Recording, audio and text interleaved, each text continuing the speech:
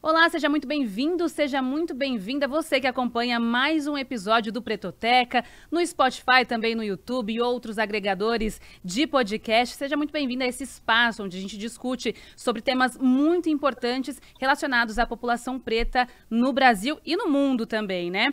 Hoje, no episódio desta semana, vamos falar sobre a saúde da população negra. O Ministério da Saúde divulgou recentemente dados alarmantes sobre a saúde dessa população, mostrando que os índices no Brasil são piores entre pessoas negras. Para conversar sobre esse assunto com a gente, repercutir aqui no Pretoteca, eu estou com a doutora Nilce Querino, médica infectologista e professora titular da Universidade Federal da Bahia. Doutora, muito obrigada por acompanhar aqui com a gente, por participar e conversar aqui no Pretoteca com a gente. Olá, muito obrigada também a vocês pelo convite e tudo que eu puder contribuir, estarei aqui à disposição. Também com a gente a Rebeca Aletheia, que é mestre em Ciências da Saúde, enfermeira infectologista que atua como controladora de infecção. Ela que está trabalhando com Médicos Sem Fronteiras. Rebeca, mais uma vez, ela já participou uma vez aqui do Pretoteca. É muito bom ter você aqui de novo. Rebeca, obrigada, viu? Muito obrigada a vocês pelo convite. É sempre muito importante poder contribuir. E vamos falar sobre saúde, né? Ou sobre a ausência dela, talvez. É isso, né? A gente vem sempre trazendo aqui no Pretoteca esses assuntos que são muito importantes sobre nós, né? Sobre nós, a população preta. Antes da gente entrar a fundo nos dados da pesquisa, queria que a gente falasse um pouquinho sobre essa maior exposição da população negra em relação à saúde. Historicamente, né, essa vulnerabilidade já vem atrelada a anos de escravidão, de privação de cuidados de um povo colocado tantos anos como inferior em relação a intelecto, muitas vezes, mas em relação à dor, colocados como pessoas mais fortes, né? Como muita gente gosta ainda de dizer. E queria já começar perguntando para a doutora Nilce, de que forma essa herança, doutora, da escravidão é percebida na saúde da população negra ainda nos dias de hoje?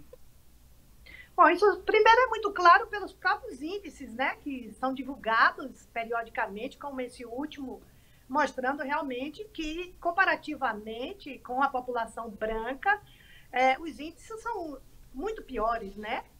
E como que isso ocorre?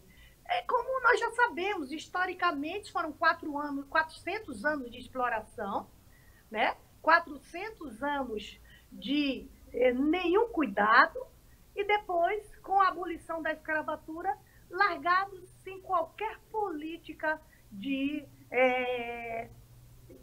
restabelecimento, de reparação de tudo que foi feito. Então, apesar de tudo isso, a população resistiu, a população existe, a população cresceu e vem reivindicando dia a dia as melhoras das suas condições de vida e, como consequência, quando melhora a condição de vida, as condições de saúde. Porque nós sabemos muito bem que uma coisa está atrelada à outra.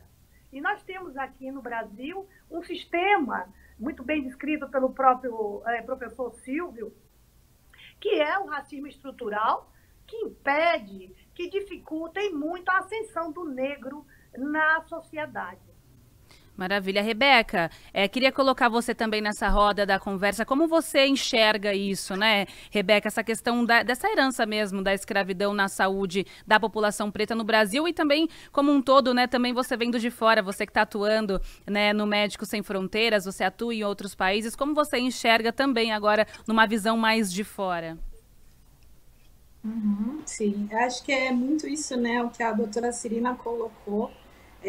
A população negra, né, no âmbito global, é a que mais sofre, né, com esse descaso de desserviços de saúde. Aí acho que a gente volta muitos passos atrás para perguntar e para pensar e refletir aqui conjuntamente o que é saúde, né?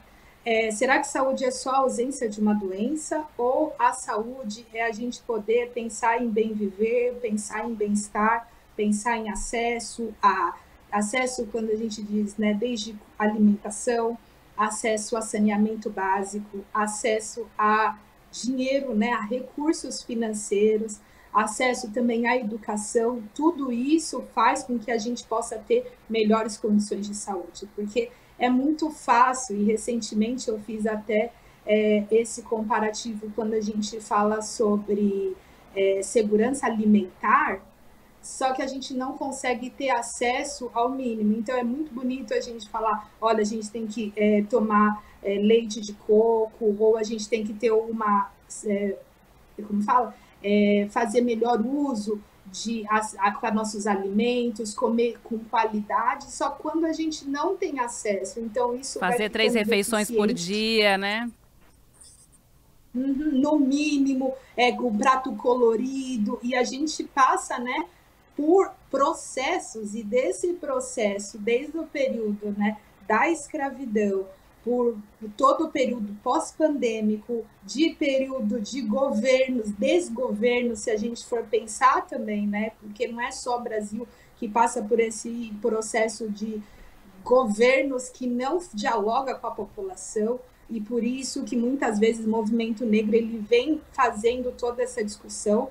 Eu tenho cara de nova, eu pareço ser nova, mas desde 2005 eu fiz parte da construção do Plano Nacional de Saúde Integral da População Negra, desde o estadual e do municipal, da gente trazendo mesmo essa narrativa que muitas mulheres pretas, há muitos anos, elas vêm batendo na tecla que os indicadores de saúde da população negra, eles ainda são precários, né? E aí a gente tem que falar desde o genocídio da população negra, desde a ideia realmente de extermínio dessa população, e aí quando você pergunta global, a gente está falando de contexto de África, a gente está falando de contexto europeu, de que quer realmente se extinguir essa população, e isso é, um fato, uma questão de saúde pública que sim, a gente precisa discutir.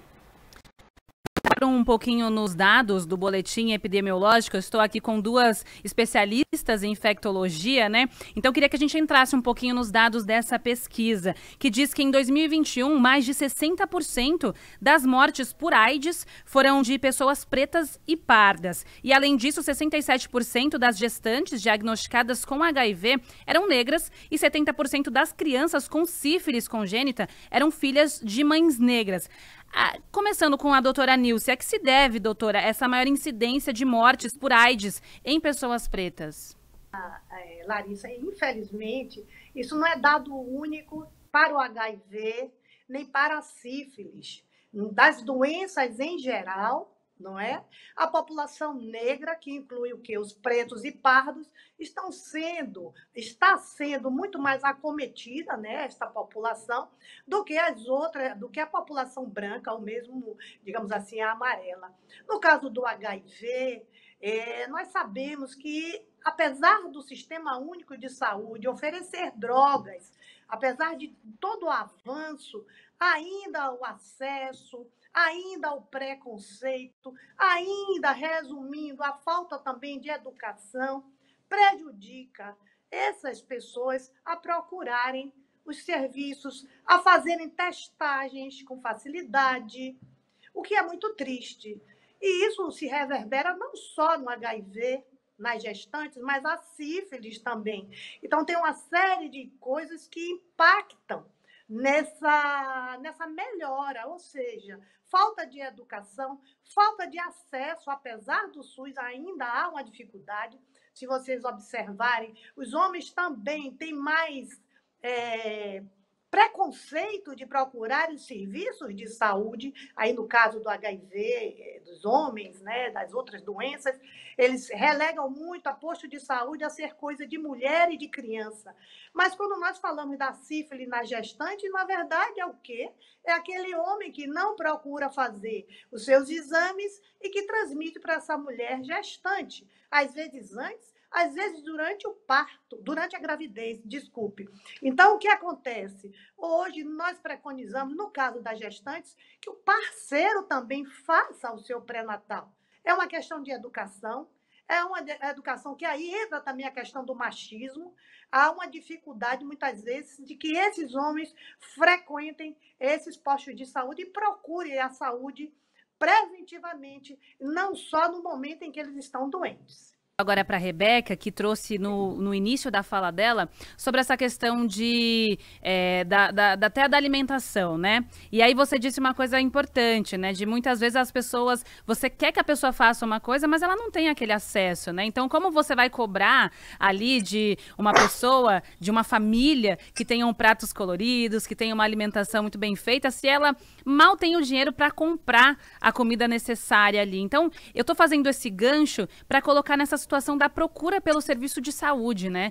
Muitas vezes as pessoas estão ali lutando por tantas coisas que elas esquecem até delas mesmas, né? De poder chegar e se cuidar. Queria que você falasse um pouquinho sobre isso, Rebeca, se isso também, de alguma forma, impacta nesses diagnósticos mais avançados ali, em você não fazer aquele diagnóstico precoce, em você não procurar o sistema de saúde para se cuidar, porque você está ali ocupada, vamos dizer assim, com muitas outras questões que envolvem aí a vida da mulher negra, principalmente.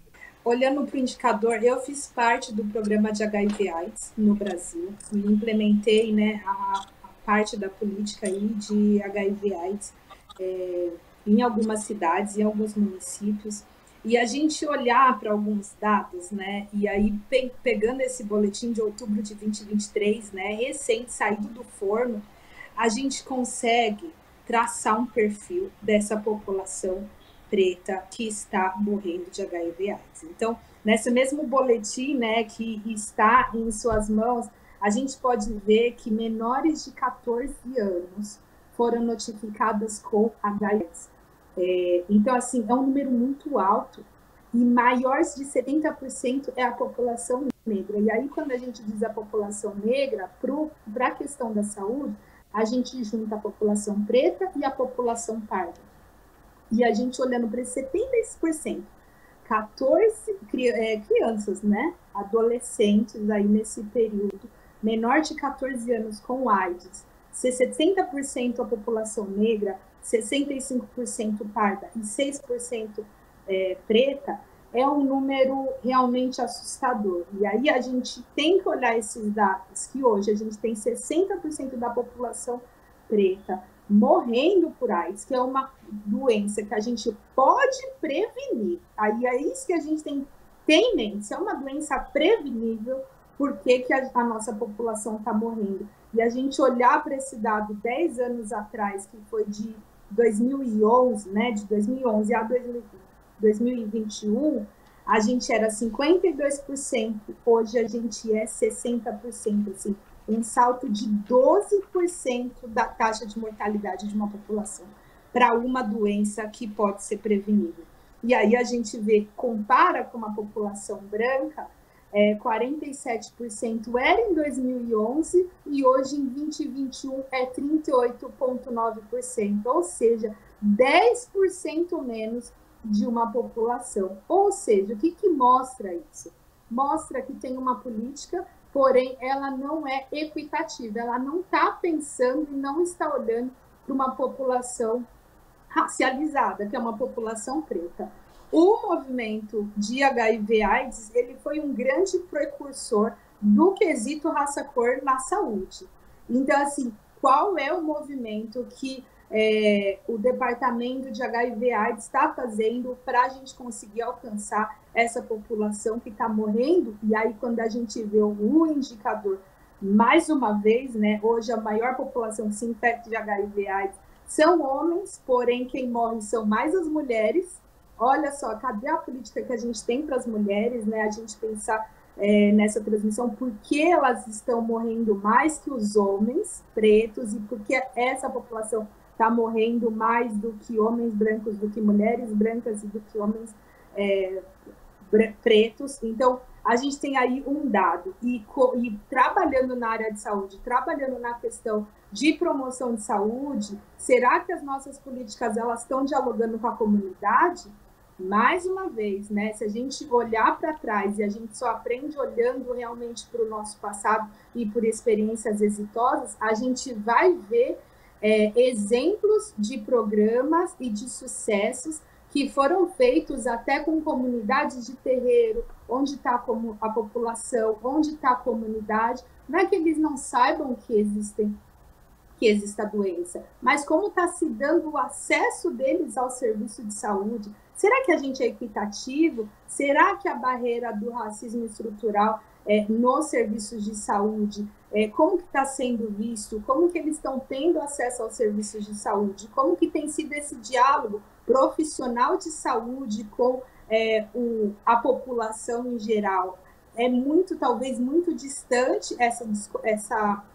essa linha, né? Não tem nenhuma conexão, mas que o serviço de saúde, o sistema único de saúde, os sistemas privados, ele precisa ter esse debate, ele precisa ter políticas mesmo, outdoor, acesso, que dialogue mesmo com a comunidade preta e começar a trabalhar com esse indicador que não é de hoje. Ele é histórico e a gente está alarmando desde muitos anos, desde 2005, desde quando implementou a política nacional integral da saúde da população negra. A gente tem dado de 11, agora a gente tem dado de 2021. O que iremos fazer com isso? O que o Sistema Único de Saúde, o que as políticas públicas de saúde vai fazer com tudo isso?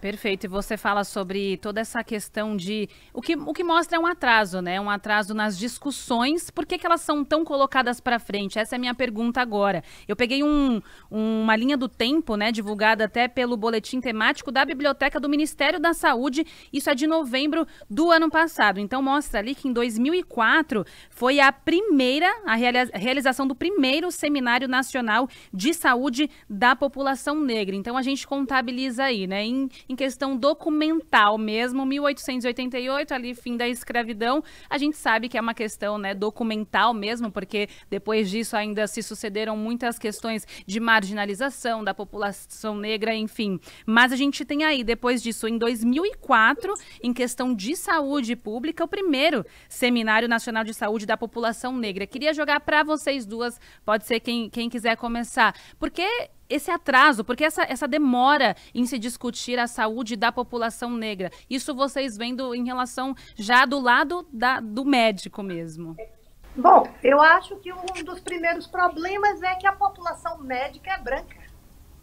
Eu já participei, inclusive, de alguns seminários, justamente discutir a medicina antirracista, né? E um dos grandes problemas que nós temos também é a negação da existência desse racismo. Então, tem muito pouco tempo em que nós, negros, podemos dizer que existe racismo. Porque, por muito tempo, se dizia que o Brasil era uma república da democracia racial. Tudo isso atrapalhou e atrasou muito, negou-se muito realidades escancaradas na nossa sociedade, né? Onde se mistura a questão econômica, né, com a racial, porque está imbricada, é completamente atrelada, não é? A população negra, parda e preta, né, numa condição socioeconômica mais baixa, embora seja o motor de tudo que cresce, né, de tudo que é construído, foi com a mão de obra desta população. Mas na hora de dividir as benesses, e aí vem os programas para melhoria de saúde, para tratamento, para prevenção, eles não chegam nesta proporção para essa população. Eu acho que um fato importante, a minha pesquisa, tanto de graduação quanto do mestrado, ela foi muito pontuada sobre a formação do profissional de saúde para a questão de saúde da população negra, né? A gente tem um modelo médico hoje que ele é eurocentrado, ele não dialoga com a gente. Então, se a gente for pensar, né, tem vários estudos que falam sobre a medicina ginecológica, né? Que ele pontua que a mulher não tem dor, que ela não precisa ter anestesia, sabe? Se você pegar realmente a bibliografia do currículo médico, ele é todo branco, eurocentrado, né? Ele dialoga com uma medicina branca, e toda vez quando ele menciona a população negra, é num sentido racista, é um sentido pesado, é um sentido pejorativo, é como se não fosse alguém, não fosse um ser que estivesse do outro lado. E a gente está falando da medicina. falando, né, de todo esse processo histórico, e mais uma vez, né, do levante de mulheres negras, do levante do movimento negro, a gente tem que aplaudir, e eu acho que isso é crucial, que quando começou a se pautar, e é muito colocado pelo governo, e ser parte de toda essa discussão para implementar políticas de saúde, o quesito raça foi uma pauta do movimento negro. Foi uma pauta de mulheres negras, no sentido que eles queriam ver dados. Era velado, era vedado qual era a saúde da população negra, não tinha dado, a gente não sabia quem estava passando, quem tinha acesso, e de todo esse período que a gente fala, antes do processo de vinda do SUS, só conseguia serviço médico quem podia pagar. A gente veio de um processo de escravidão, pós-escravidão, sem nenhum direito, sem dinheiro, e a gente precisava cuidar das nossas saúdes, a gente não tinha. E isso era feito pelo grande movimento das sociedades, né, pretas, que conseguiam ter seus fundos de garantia para conseguir pagar a saúde nas Santas Casas de Misericórdia, todo esse movimento feito por pessoas negras. Então tem todo esse histórico que a gente não pode apagar, que a gente não pode negar. E aí, mais uma vez, os terreiros falavam de saúde, né? Essa coisa, às vezes, do pioneirismo, ou que, às vezes, como você mesma diz, né, não tem registro, realmente não tem registro, mas ele foi muito feito pelo movimento negro, foi feito pelos terreiros de candomblé, eles vinham discutindo saúde da população negra, porque eram eles que estavam ali no outro lado, vendo as pessoas morrerem por várias questões. E aí, nessa mesma pergunta, eu trago uma outra reflexão. A gente sabe que as escolas, as pessoas saem do ensino despreparados, sem falar de saúde da população negra, sem ter essa discussão, sem terem professores qualificados, sem ter políticas realmente que possam pensar a equidade, pensar em melhorar esses dados. E nesse boletim a gente vai ver quais são os municípios com instância conduzindo, coordenando e monitorando a saúde da população negra. E aí a gente vê 2018, 5,1 municípios do Brasil. E a gente vê 2021, 6,7. Ou seja, a gente tem uma política que foi assinada em 2005, e a gente, 2021, 2023, a gente só tem 6,7% dos municípios fazendo o dever de casa. Então, a gente mostra que ainda estamos desigual, por isso que os nossos indicadores estão esses, e parece que realmente tem um descaso, tem sim um racismo institucional que é realmente feito por um sistema, e esse sistema são pessoas. Eu jogo agora para a questão da Covid-19, né? Porque um dos dados que aparecem ali nesse boletim epidemiológico é a questão da Covid, porque foi uma mortalidade muito alta entre mulheres negras durante essa pandemia, né? E a doença foi um dos principais motivos de morte no país em 2020, representando 22% do total de óbitos maternos, e atingiram aí 63% de mulheres pretas e pardas. Eis uma discussão, né? Porque muito se fala, eu gosto sempre de ver comentários, né? Quando tem vídeo no YouTube, aí eu vou ver o que as pessoas estão falando sobre aquilo. Tem alguma postagem, eu vou ver o que as pessoas estão falando sobre aquilo. E quando a gente fala sobre isso, de que a população preta foi uma das mais afetadas pela Covid-19, uma questão que as pessoas levantam é a seguinte: mas a vacina não veio do SUS, não foi todo mundo que teve acesso à vacina, ou então, os hospitais de campanha não eram abertos a todo mundo, né? Os hospitais onde a maioria das pessoas ficaram internadas não eram abertos para todo mundo, então não tinha essa de hospital particular, de público, enfim. Mas assim, é muito difícil às vezes explicar exatamente por quê. Na verdade, a população preta realmente foi mais atingida pela pandemia de Covid-19. Por isso eu pergunto para vocês, para que a gente esclareça aqui, né, em relação a esse dado. Pode começar com você, doutora Nilce. Sobre o acesso, sobre o começo da epidemia, que além de ninguém ter a vacina, não tínhamos políticas para a vacina, nós enfrentamos um negacionismo muito grande, isso prejudicou os mais pobres, e depois, mesmo com a chegada da vacina, lembre-se que as populações menos favorecidas conviviam num aglomerado, né? E nós sabemos muito bem que a transmissão respiratória é um processo que faz com que a transmissão seja melhor quanto mais próximo, quanto mais aglomerada a população. Então, muitas vezes, quando nós tentávamos isolar esses pacientes, nós enfrentávamos essa dificuldade, né? A dificuldade de conseguir máscaras, né? Mesmo o acesso ao hospital, o deslocamento até o hospital, até isso é muito mais complicado para uma pessoa que está mais distante do centro médico, ou para conseguir o transporte para ser levado para esse centro médico. Então, há uma série de dificuldades que a população negra, que são os pardos e os pretos, enfrentam, que outras pessoas não enfrentaram, né? Que têm os seus planos de saúde, eles tiveram muito mais facilidade de acesso a essas coisas. Mas, por exemplo, as associações das favelas, como a CUFA, fizeram trabalhos brilhantes de esclarecimento, de união para ajudar, né? Paralelo ao poder público, né? Que nós sabemos que muito faltou nesse momento terrível que a humanidade passou, né? Mas é isso, é um somatório de todas as coisas, das coisas já preexistentes, das dificuldades já preexistentes.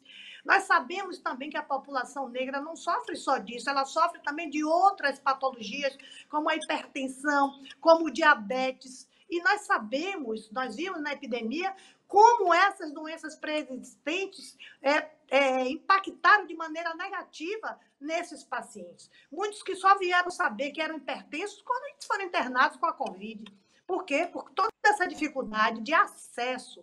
Aí eu falo de algumas coisas tão simples como os agentes de comunitários, que estamos em grande déficit, né? Que são pessoas que conhecem a comunidade, que visitam cada domicílio e que pode mitigar esse problema de detecção de doenças, de prevenção de doenças. Então, foi um somatório que fez com que a população negra sofresse muito mais do que os demais. Rebeca, eu escutei hoje do diretor do Instituto Locomotiva e colunista da Band News FM, inclusive, Renato Meirelles. Ele disse que enquanto a galera do asfalto se preocupava com álcool em gel durante a pandemia de Covid-19, né, 42% dos moradores da favela não tinham nem água encanada. Então, acho que vai aí junto com o que já a doutora Nilce estava falando em relação a como que a Covid começou, quem foram as primeiras pessoas a morrer. Queria que você falasse um pouquinho sobre isso também, Rebeca. Uhum.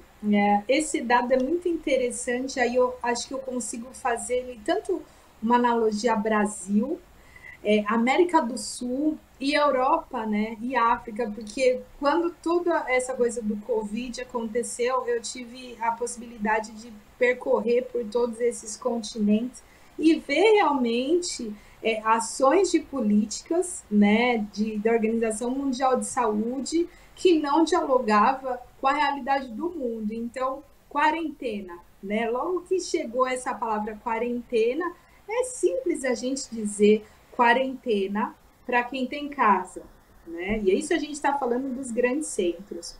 Atuando no estado do Amazonas, tanto Brasil quanto Venezuela, ou com populações indígenas e população ribeirinha que casa, e até em África, né, que a casa é a comunidade, né? Então você fala assim, fique em casa. Então, no imaginário, fico na minha comunidade. A gente falar em população quilombola também era isso, né? Tipo, fique em casa, minha comunidade é minha casa, meu vizinho, é a minha tia, e a gente está circulando, a gente está movimentando. É uma política de pessoas brancas, europeias, para pessoas não brancas e que não vivem, né, que vivem no sul global, né, que vive aí abaixo de uma linha, né, desse globo terrestre, que não é o mesmo discurso. Bom, então a gente pensando, né, que a Covid-19 é uma doença atualmente prevenível, a gente olhar para os indicadores de vacina, quem é a população que é mais vacinada ou menos vacinada, a gente consegue se deparar nesse mesmo boletim com uma população majoritariamente negra, né, entre pretos e pardos, que são os menos vacinados, né, a gente comparando com outras populações. Então,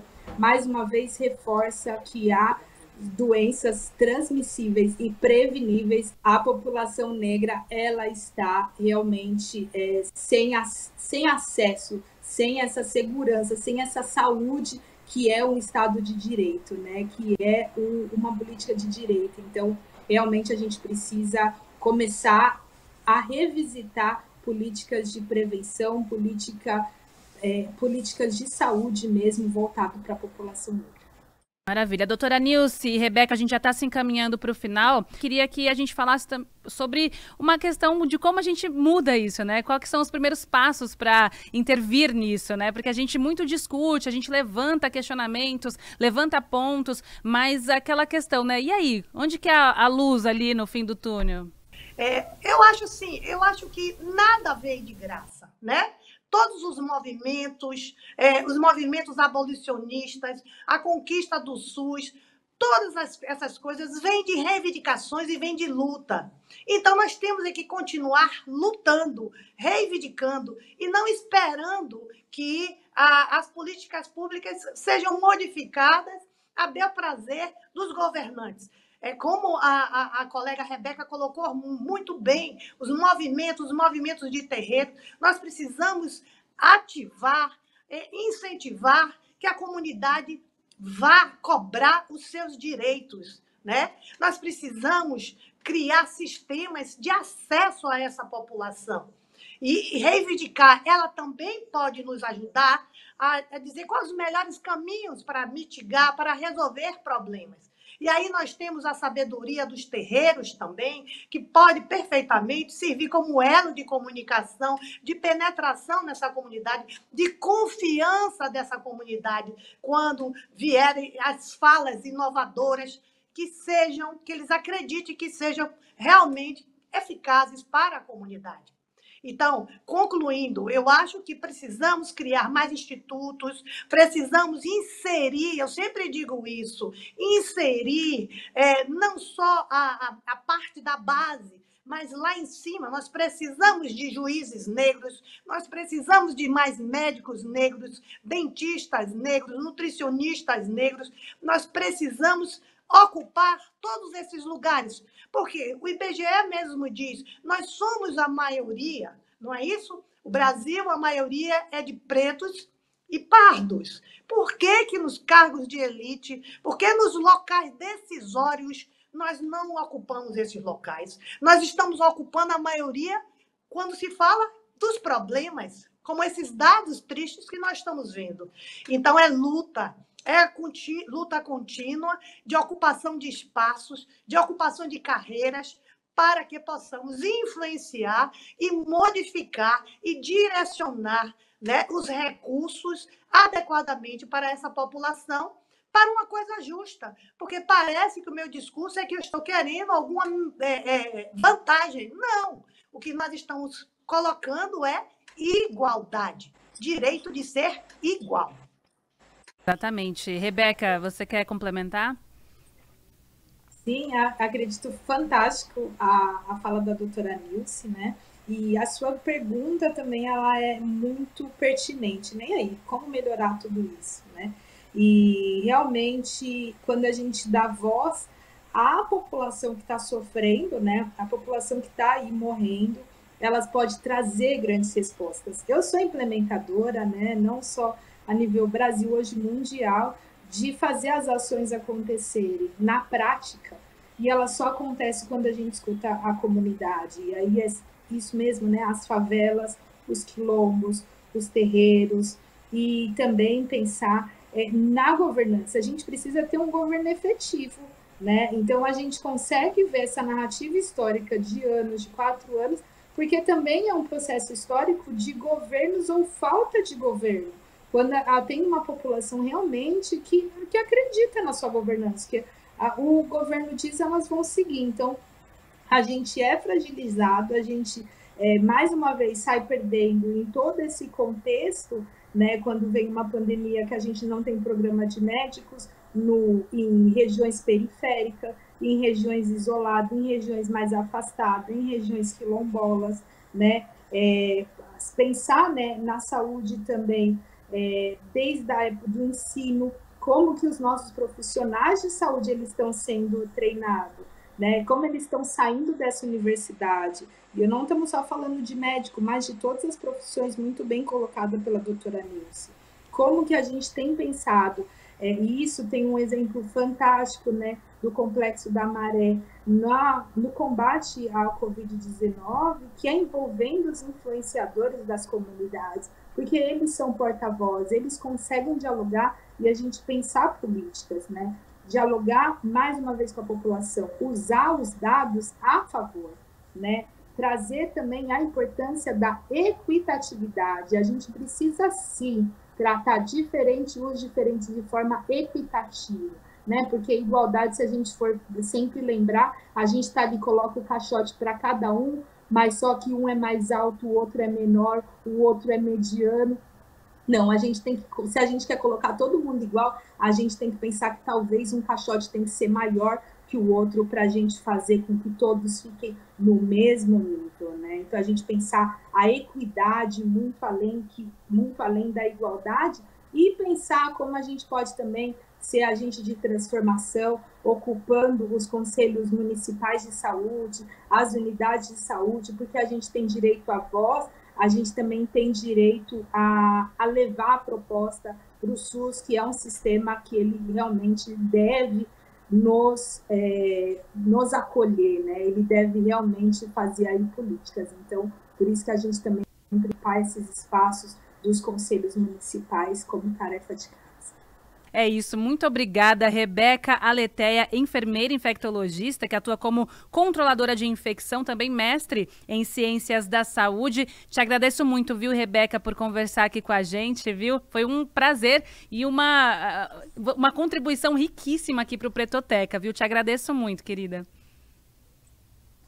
Obrigada a você. Conte comigo, estamos aqui. E é isso, né? A gente mostrar que é possível outras profissões e eu sempre comentava que ser infectologista, minha mãe nunca entendia o que era enfermeira infectologista até vir a pandemia. E aí hoje ela fala, minha filha sempre foi isso. Antes ela escondia o que eu era, hoje ela fala com muito orgulho. Então quando a mãe da gente dá a bênção, né, parece que tudo flui melhor. Exatamente. Agora ela sabe que a filha dela tem um trabalho de muita importância, né, Rebeca? Muito obrigada. Agradeço também a doutora Nilce Querino, médica infectologista e professora titular da Universidade Federal da Bahia. Doutora, muito obrigada por essa disponibilidade de conversar aqui com a gente no Pretoteca. Foi de suma importância debater sobre esse tema com você, trazendo esses dados, trazendo à luz tudo isso que a gente precisa conversar muito sobre a saúde da população preta no Brasil. Muito obrigada, viu, doutora?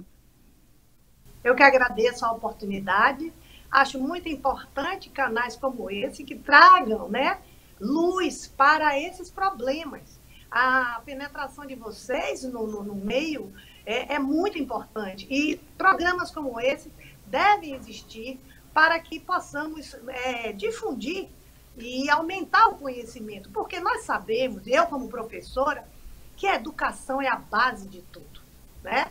Eu sou médica também, mas professor, ele é a base. Eu não me tornei médica se não tivesse um professor para me ensinar, para me alfabetizar, entende? Então, educação. Eu acho que a base de tudo, porque a educação traz o quê? Traz conhecimento. E isso estão nos tirando. A população preta, a população negra tem sido retirado, negado o conhecimento, a educação no sentido mais amplo e verdadeiro. E nós precisamos disso. Nós precisamos informar. Educar é também informar. Muito obrigada pela oportunidade. Maravilha, eu que agradeço a participação de vocês duas aqui e agradeço também a você que acompanhou a gente até agora aqui no Pretoteca, no Spotify, no YouTube, também nos demais agregadores de podcast. Semana que vem a gente tem mais um episódio, então se você também quiser rever aí, reassistir outros episódios, é só procurar pela gente lá no nosso canal do YouTube da Rádio Band News FM, também no nosso Spotify. Até semana que vem em mais um episódio aqui para vocês. Beijão!